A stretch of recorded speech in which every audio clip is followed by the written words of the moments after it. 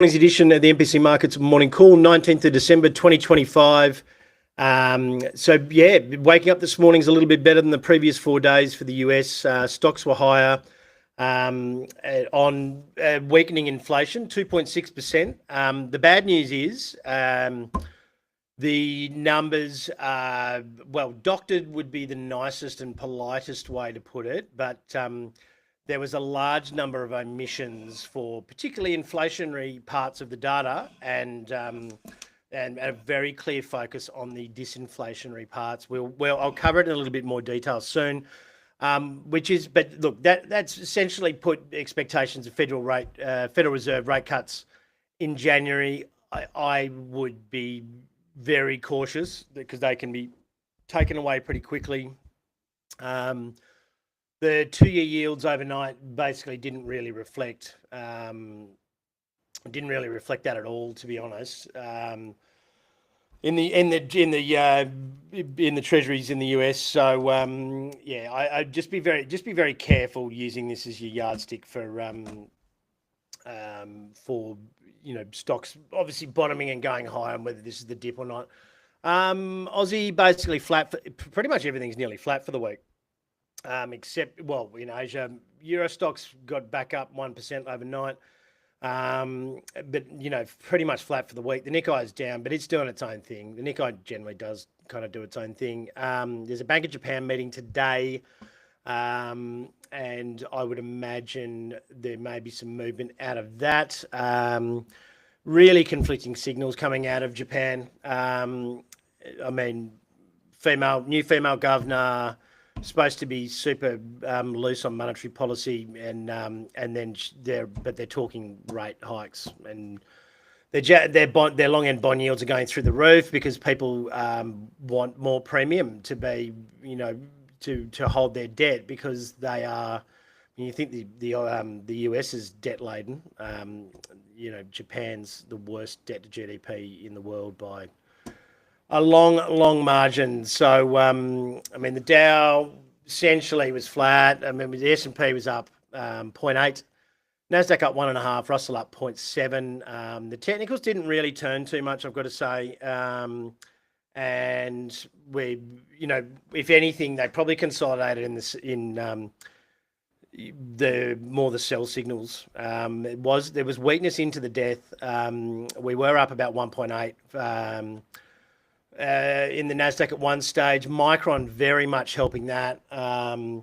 So we had they had a great earnings result last night, or yesterday morning, sorry. And we really did have it was a nice sort of memory chip led bounce back in those stocks overall. So I'll just get to the heat map here in a minute, and because we've unfortunately got a bit of an old one there, and but moving on to these these inflation numbers, realistically, the fact that people have been able to pick holes in these numbers straight away, and Trump came out commenting on it straight away about how inflation was down. Put two and two together, it's fairly well planned. So as you can see there, Micron up 10%, NVIDIA recovered 1.8, Google and Microsoft 1.9, 1.6, Meta 2. So really just led higher by, your mega cap stocks overall. There wasn't a huge amount of movement, I guess, in most of the other sectors. The oil sector came back a little bit. I think there was some speculative buying because of that Venezuela blockade yesterday. Starbucks had a reasonable run up at 5%. And we also had FedEx earnings. It's up slightly in the aftermarket, and Nike earnings as well, which were fairly muted. And you would think that everyone was talking about them previously, or into the numbers, and saying they're going to be a huge bellwether of the economy. But they've obviously found something pretty horrible in the Nike results, because it's down 8% over 9% actually now in the aftermarket. And FedEx is, if you just bear with me 1 second, FedEx is up well, up 1.7 in the day session and up 2% after hours. So their focus on B2B deliveries is where they've made some efficiency gains, and they're pretty upbeat into next year. So here we come to the inflation data, right? So basically, the glaring omission is seasonally adjusted changes from preceding months in food, energy services, apparel, medical care, shelter. So basically, everything you use in a on a day-to-day basis, like food, clothing, shelter, and energy, they have just removed the seasonal adjustments and just they've blanked it. So there's just no there's no uplift. And as you can see here, all items, I mean, we're averaging, like those things average 0.3. So we got 2.6%, expected at 3. We've expected at 3%. I mean, there alone lies at probably a minimum 0.3, and then all of a sudden we're at 2.9, and it's a 0.1 beat. So we were expecting an up 0.1, and we got a down 0.5 or whatever it was. So, and as you can see here, from November to November, we've had a steady increase in inflation, and then lo and behold, Trump's guys in at the BLS. Government shutdown does screws with the numbers, and miraculously Trump gets the exact number that he needs.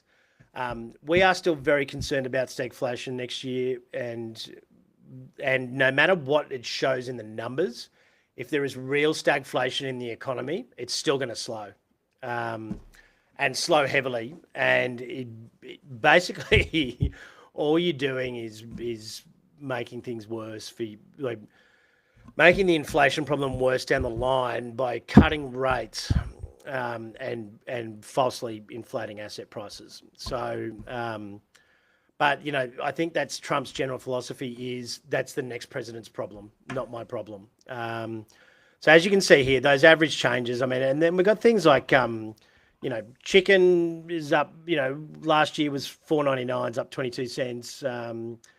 Meat was $6.50, is up $1 over the course of the year.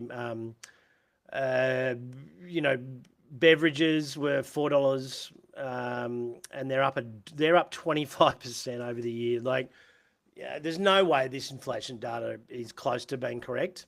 But that's the world we live in at the moment, and like I said, really all you're doing by falsely releasing data, not taking care of inflation, and bearing in mind that was the only job that central banks had prior to 2007 GFC was to monitor inflation.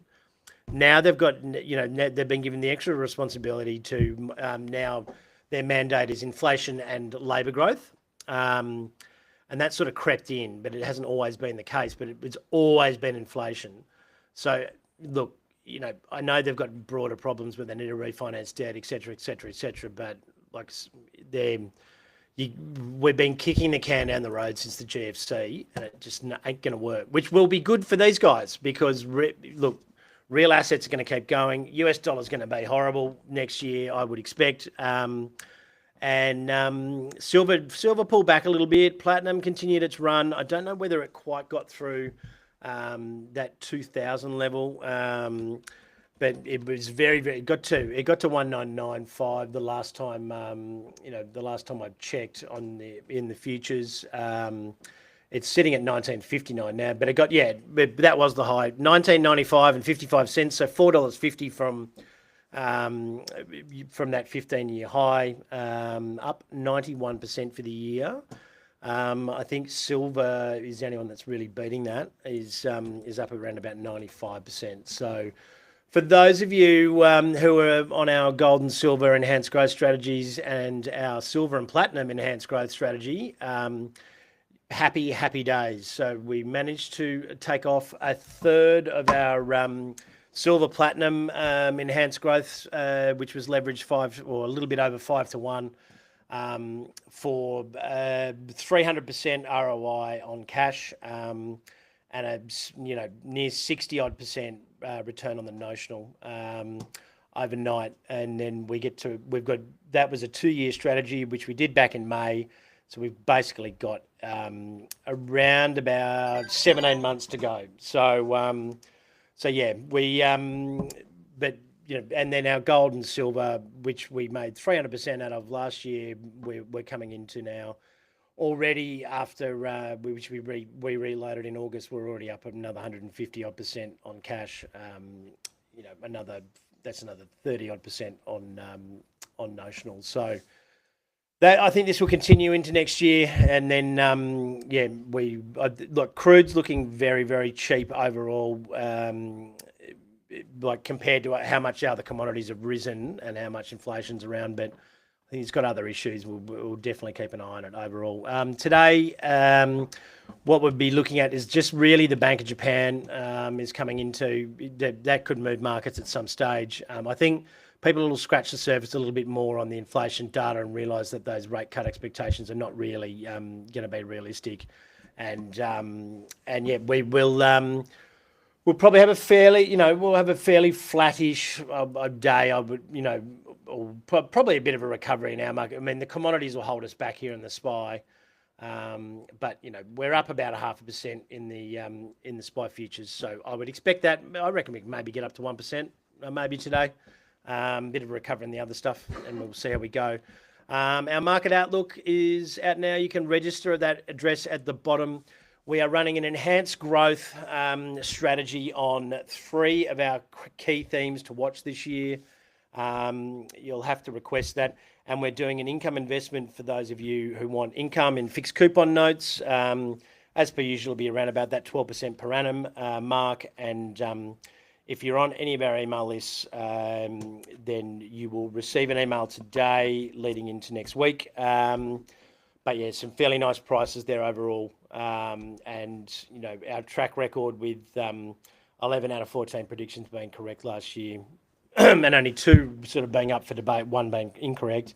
We thought we'd run a 12-month enhanced growth. It'll be roughly around, you'll be getting roughly around the 6 to 1 mark in terms of notional exposure for the amount of cash down, and obviously it's risk managed, so you have a capped downside as well. So, you can either email me, mark.gardner@mpcmarkets.com.au, or go to our website, but have a look at the outlook, and, have a bit of it'll be, obviously we've done very well out of these investments so far, as you heard before, and, they're for sophisticated investors only in Australia. So, follow us at MPC Markets, Spotify, YouTube, Apple Podcasts, or go to mpcmarkets.com.au/mosaic. Get all our content, podcasts, stock picks, news, and everything all in one place and on your mobile. 1 month free trial of all of our recommendation services. So have a great day. For those of you who have the last day of work, have a great Christmas and New Year period. Thanks everyone for listening. We will be running it, the morning call up until the 24th next week. However, for those of you who aren't coming back and are going to get some time off, enjoy, and wishing you and your family all the best for Christmas. We'll speak again Monday or next year.